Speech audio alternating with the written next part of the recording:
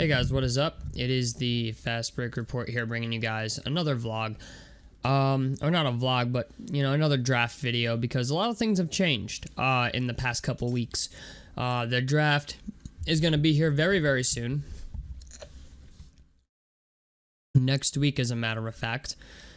And, I wanted to do another mock draft because just a lot has changed, and, a lot of different, like, some players are confirmed to be going at certain spots and stuff like that, so I wanted to talk about it. Also, my insight has changed on some of these things, and so I just wanted to make an updated one. So, there's going to be some changes, not in the top 4, but once we get out of the top 4, things are going to start changing and stuff like that. So, number 1 overall to the San Antonio Spurs, we have Victor Wembanyama. Like, he's pretty much a lock to go at number 1. Like, I don't think anybody thinks he's not going number 1.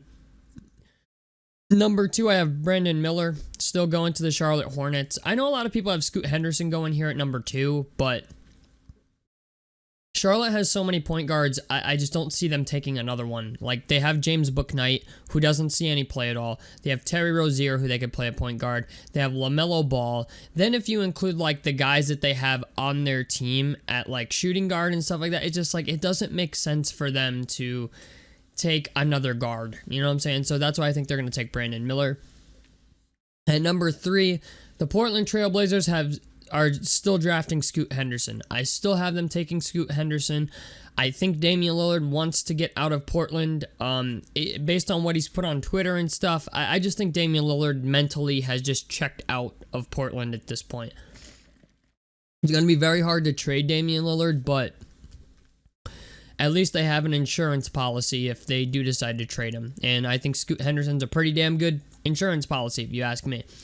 So, at number 4, the Houston Rockets are taking Amen Thompson.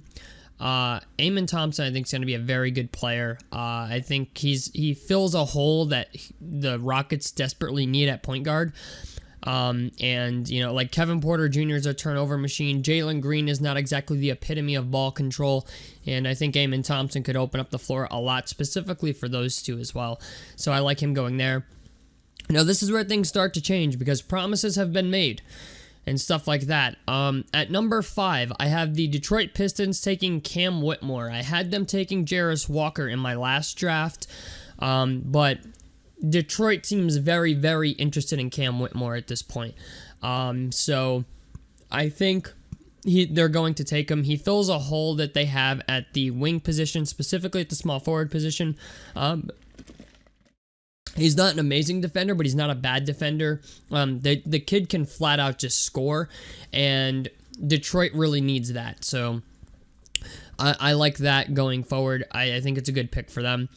At number 6, I have the Orlando Magic taking Ausar Thompson, if I said that correctly. There's a reason for this. The reason I have the Orlando Magic taking the Ausar Thompson or Ausar Tom, I can't say his fucking name, but he canceled his draft workout with the Pacers. So that leads me to believe that somebody promised him they were going to pick him before the Pacers pick. I don't think it's necessarily the idea he doesn't want to play for the Pacers. I think it's the idea that he was promised to go before number 7 by somebody. Somebody promised that they were going to pick him, and that's why I think he didn't work out for the Pacers. Number 7, don't ask me how or why. I know this, whatever, but I have the Pacers taking Taylor Hendricks at number 7. The reason for that is because Taylor Hendricks has been doing a lot of interviews. I like his character a lot. And the Pacers tend to care a lot about character and how much guys care about the game. And next week, Taylor Hendricks is doing an interview with the Setting the Pace podcast, which is like the Indiana Pacers like official podcast on YouTube. And I think he's like the only guy they're doing that for. So that's why I'm like convinced that they're going to take Taylor Hendricks. And I really hope so, because I really like Taylor Hendricks. Like, please don't fuck this pickup. I mean, I could be happy with Whitmore or Jarace Walker, but I really want Hendricks. So That's why I have him going there at 7. Number 8, I have the Washington Wizards taking Anthony Black. They need point guard help, and Anthony Black is like the best point guard on the board at this point. So yeah, I think they're going to take him. He's a good fit for them. At number 9, I have the Utah Jazz taking Jarace Walker. Now, a lot of people might be questioning why Jarace Walker is falling this deep in the draft. Like, a lot of people are going to say he's not going to fall that low. Jarace Walker is very good, but I feel like a lot of teams in the draft try to fit like what their team needs most. And Jarace Walker is a 6'7" guy who's going to be playing power forward for the most part, and he fits in really nicely with the Utah Jazz. There's a possibility that the Pacers take him. Don't get me wrong. Like there's a huge chance the Pacers take him. There's even a huge chance that Detroit takes him. But from what I've heard and what I've seen, it seems like Jarace Walker's the guy that's going to be falling out of the top 5. Not that he's a bad player. It's just he's not like a necessary fit on a lot of those teams. Where in Utah, he could be a really, really nice fit with what they got going on. They have Walker Kessler, Lauri Markkanen, Ochai Agbaji has been very good for them. I think Jarace Walker would be a nice defensive presence for them, and maybe they move Lauri Markkanen back to the small forward position. I don't know, but it's just the idea. I think Jarace Walker is going to be a nice fit for Utah, so that's why I have him going there. Next at number 10 is Grady Dick going to the Dallas Mavericks. They need defense. They need shooting. They're desperate for shooting and defense. Grady Dick checks off all the boxes there for them.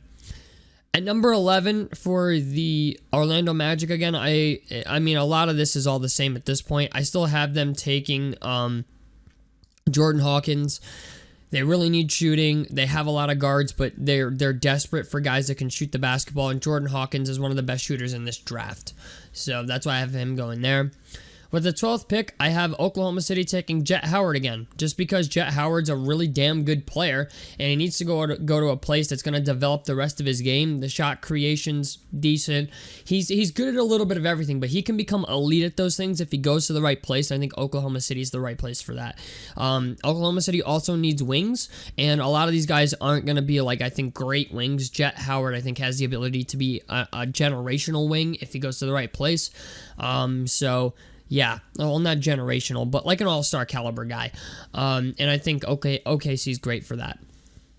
Next is the Toronto Raptors with the 13th pick. They're a team that's going to be taking a point guard, and this is where I think they finally they get Cason Wallace. I know Nick Smith Jr. is still on the board, but it's just the idea. Cason Wallace is like arguably one of the better, if not like one of the top 2 point guards in this draft. And I think Toronto, Fred VanVleet opted out of his player option. He's going to be an unrestricted free agent. So I just think that they're going to take Cason Wallace. They're also a team that if they rip it down, they're going to want Cason Wallace to rebuild upon. So I like him going there. At the 14th pick, this is the last pick in the draft, and this has changed also. I had Nick Smith Jr. going here originally at point guard. They do need point guard help, but I'm going to have them taking Jalen Hood Schifino here at point guard from Indiana, 6'5". He's been playing very well for Indiana, and I think the Pelicans could use him. Yes, they have Dyson Daniels, but they also had CJ McCollum bring the ball up most of the time last year or play point guard for them, and I just think like they really need a decent point guard. I think Jalen can do that for them. This